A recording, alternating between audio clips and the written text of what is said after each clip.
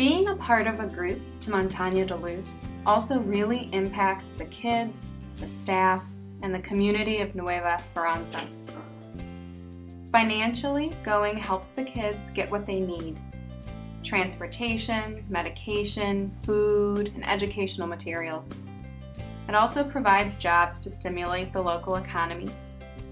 When we went, we helped pay for the bricks that we then worked on to make into a cafeteria. But the kids need more than money.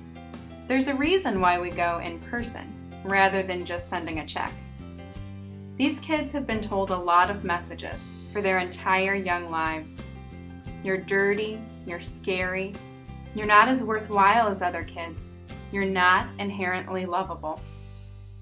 Our kids weren't even allowed to be in the same skit during a church program with other normal kids. In many of their relationships, their HIV status defines them. But for us, their relationship with God defined them, and they were able to be real with us, to grow and develop who they really are as kids and young adults. And who are they? They're exuberant. They're funny and charming.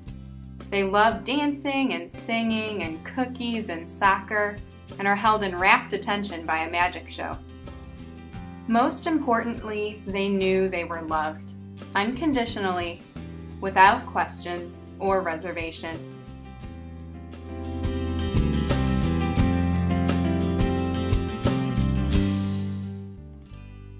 Being at Montagne de Luz was about more than serving the children, more than about donating my money and a little bit of my time. Being there was about sharing life with the people of Honduras. It was about entering into their world for just a week, working, living, and eating alongside of them. It was about experiencing life. Obviously, it's different from what I'm used to here in the United States.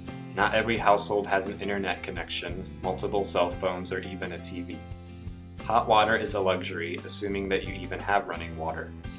And you're usually better off not drinking the water unless you know where it's from. By my own standards, there are a lot of things most families live without. And yet, in many ways, Hondurans also have a higher standard of living than I do. Because they can live apart from the distraction of all the stuff that I can't seem to get along without, they're free to pursue the areas of life that I often neglect. Community and relationships are highly valued. Time isn't blocked off into 1-hour increments and a daily schedule. They aren't trapped in a point on the linear timeline. They're able to appreciate things for what they are and are grateful for every moment as it comes. They don't have to contend with interruptions from emails and last-minute text messages. They're free to live in the moment. Being in Honduras is about sharing life with these people. It's about entering into their world and taking a small piece of it back with you. I like to think that I was able to take some of it back with me too. I want to live a life that isn't driven by the busyness of our surroundings. I want to be satisfied. I want to take joy in the simple things and learn to appreciate what I have and not complain about what I don't. I want to be able to live in the moment and be free to focus on what really matters in life. Jesus said it best when he was speaking to Mary and Martha in their home. "Martha, Martha, you are worried and upset about so many things, but only one thing is needed. Mary has chosen what is better, and it will not be taken away from her."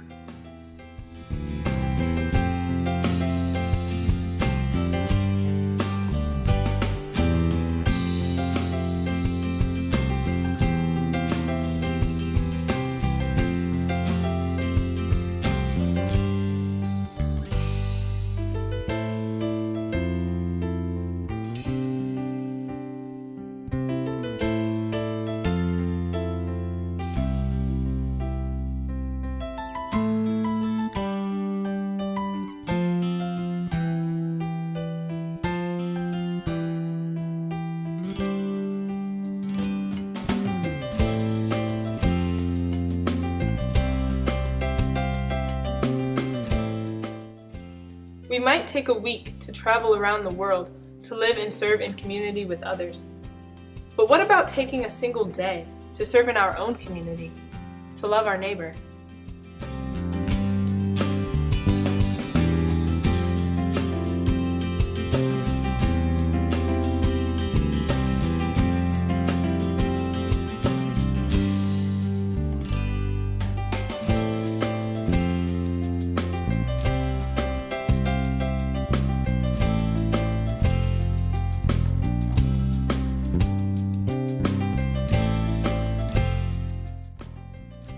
experience in helping others is more enriching than that of receiving riches. When I attended Lottridge, and when sweat reached my brow, I knew and felt that Jesus Christ himself was among us, helping and providing us with strength to provide for those with less fortune. I think everyone should volunteer and help your neighbor as God asks of us all.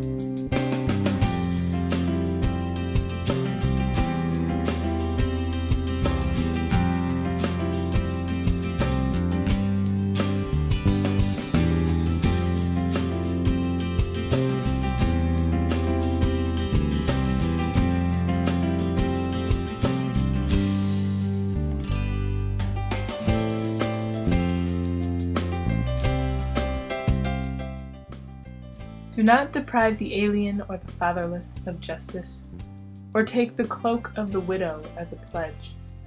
Remember that you were slaves in Egypt, and the Lord your God redeemed you from there. That is why I command you to do this. When you are harvesting in your field and you overlook a sheaf, do not go back to get it. Leave it for the alien, the fatherless, and the widow, so that the Lord your God may bless you in all the work of your hands. When you beat the olives from your trees, do not go over the branches a second time. Leave what remains for the alien, the fatherless, and the widow. When you harvest the grapes in your vineyard, do not go over the vines again. Leave what remains for the alien, the fatherless, and the widow. Remember that you were slaves in Egypt. That is why I command you to do this.